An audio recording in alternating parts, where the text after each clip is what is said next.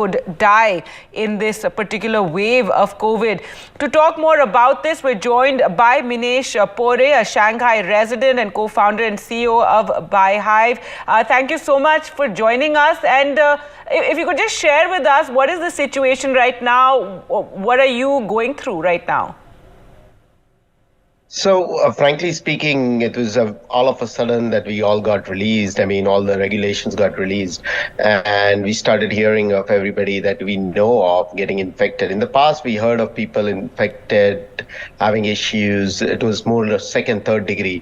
Now it is almost first. It's not almost. It's first degree, and we know of people all around us, especially here in Shanghai and Beijing, where almost everybody is infected. You can see that the traffic on the roads is less. The delivery guys are not coming as normal. Everything is affected pretty much that you can think of when so many people are infected. The good news is that the infections are not as bad as it was in the Delta's time, or even in the Omicron. The infection stays for maybe a day or two, and then you start recovering.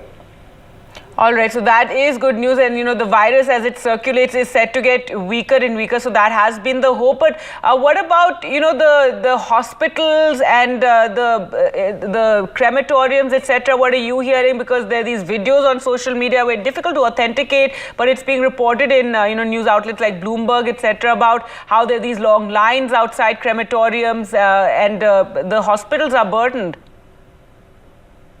I mean, what I have seen from my personal experience, right? I can't talk about what is going on in social media. You can't just believe everything that goes on.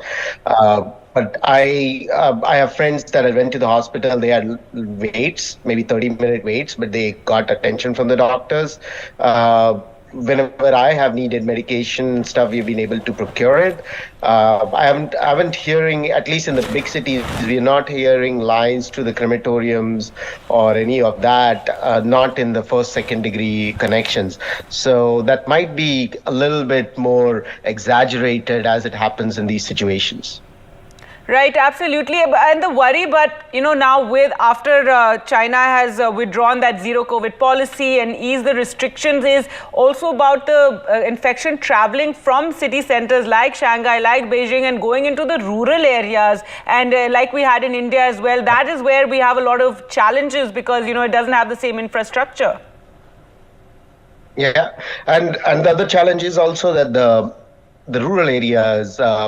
And even in the urban areas, what I personally see is that people who were vaccinated with the Chinese vaccines are more succumbing, and their symptoms are much more severe as compared to people like us who've had international vaccination, right? I mean, the symptoms for almost all of the foreigners that we know who have been vaccinated with maybe a Pfizer vaccine or a Johnson & Johnson or one of these international vaccines, it's far lesser. The impact is far lesser.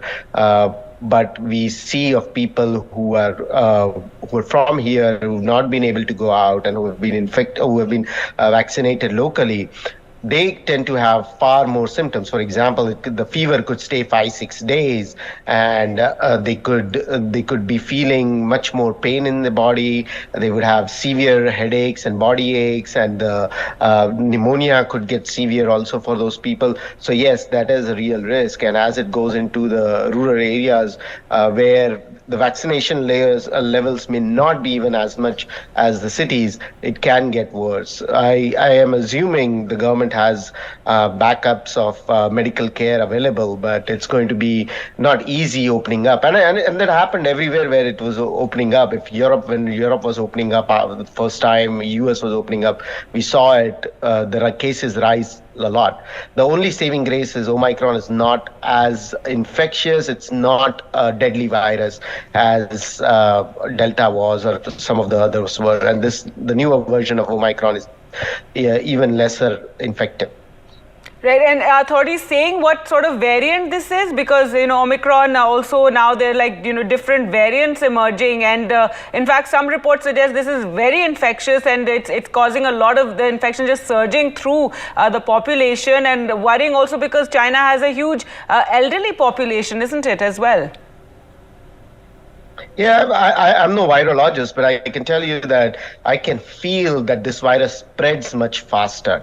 And as much as I know about biochemistry, what it might be is that when a virus gets wants to grow or to multiply, it has to get into multiple bodies.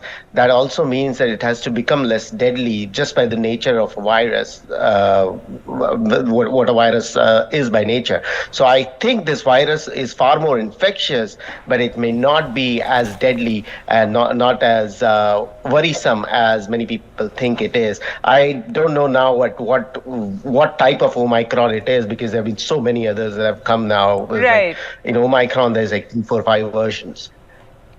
Right. No, absolutely. Also, is there a push for vaccinations now again for people to get booster doses? And is there a lot of vaccine hesitancy in China being seen? There is a lot of education campaigns you can see that is happening, especially among the elderly people. There has been, most places, well, the elderly felt that what they were doing, the natural therapies, and they were taking their own types of soups, and like we have potions in India, same thing. Right. Chinese have their own potions and things that they've been taking for years, and they felt this was good. But now they've been forced, okay, if you want particular treatments, you will have to get the vaccinations first also, and they've been put into against the wall where they are compulsory getting vaccinated. And this has started not just now, they've started doing this for the last 3-4 months. All right, and finally, we do know that people had started dreading the lockdowns, and the zero COVID policy had come under criticism with protests having broken out earlier, and now China has rethought that policy, and we're seeing COVID spreading. What are people now saying? What is the public opinion? Whatever you see on social media, what do they say now about the situation and what it was earlier under zero COVID? I think people are more optimistic now. I mean, people want to accept this virus as a regular flu, move on with life, start living with the COVID as is, and start having the economies open up. Because what was happening because of the zero COVID policy was local businesses, international businesses, everybody doing any kinds of economy and trade here was getting affected, and people with daily wages, daily incomes, these were losing incomes a lot during these lockdowns. And that is why people are more optimistic right now. People are more happy that we have a light at the end of the tunnel, that this is going to be there is going to be an end to this whole thing, where it is going to be a what we call herd immunity. Most of the people are getting infected, they're not dying, so it's good. We will get infected, we will all get the antibodies inside, with or without vaccinations, and then we can move on with our life, living with the COVID as a part and parcel of our lives, as the rest of us have managed to do so far. Thank you so much, Minesh Pore, for speaking to us from Shanghai.